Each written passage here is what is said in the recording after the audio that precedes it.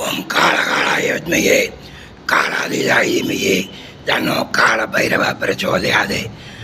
நண்பர்களே, உலகத்திலேயே சிறந்தது தாய் பாசம். அதுக்கப்புறமா சிறந்த ஒரு பாசம் இருக்குன்னா அது நாய் பாசம்.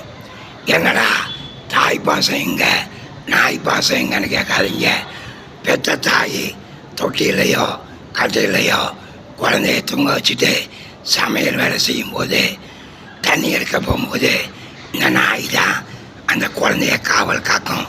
என்னைய கூட ஒரு மாட்டு வண்டியில் ஜாக்கி அப்படின்னு ஒரு வெள்ளை நாய், ராஜபாளைய நாய், திண்டுக்கல் மாவட்டம் அய்யலூர்லேருந்து கோப்பம்பட்டி பிரிவுன்றிருக்கு. அங்கே தோட்டத்துக்கு குடிசை வீட்டுக்கு என்னைய பாதுகாப்பாக கூப்பிட்டு வந்துச்சு.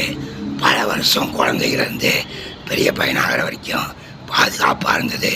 ஸ்கூலுக்கு போகும்போது ரயில்வே கேட்டை வந்து பார்த்து எங்களை கிராஸ் பண்ணி விட்டுட்டு தான் வீட்டுக்கு போகும் அந்த ஜாக்கி நாய். அந்த தாய் பாசத்துக்கு அப்புறம் நாய் பாசம் மறக்க முடியாத நண்பர்களே.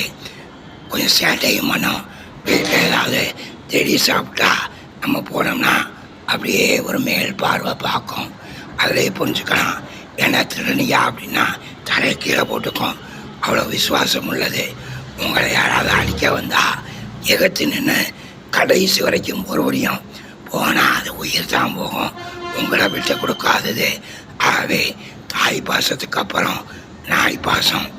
ஆகவே அந்த கால பைரவர் வாகனமாகிய நாய்களுக்கு உணவளிப்போம். இந்த சேட்டை பண்ணுற நாயை, வெறி பிடிச்ச நாய்களுக்கு ஊசி போட்டு சரி பண்ணுவோம். தெரு நாய்களை அடிக்க வேணாம். அதில் பாதுகாப்பான இடங்களை விடணும், கருத்தடை பண்ணணும். ஆகவே தாய் பாசத்துக்கு அப்புறம் நாய் பாசம் எஜமான விசுவாசம்.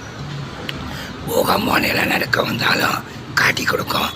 காவல்துறை இராணுவத்துறையும் மோப்ப நாய்கள் உதவியோடு தான் இயங்குறாங்க. ஆகவே நாய் பாசம் அறிவோம், நாய்களை காப்போம். வாழ்க வளமுடன்.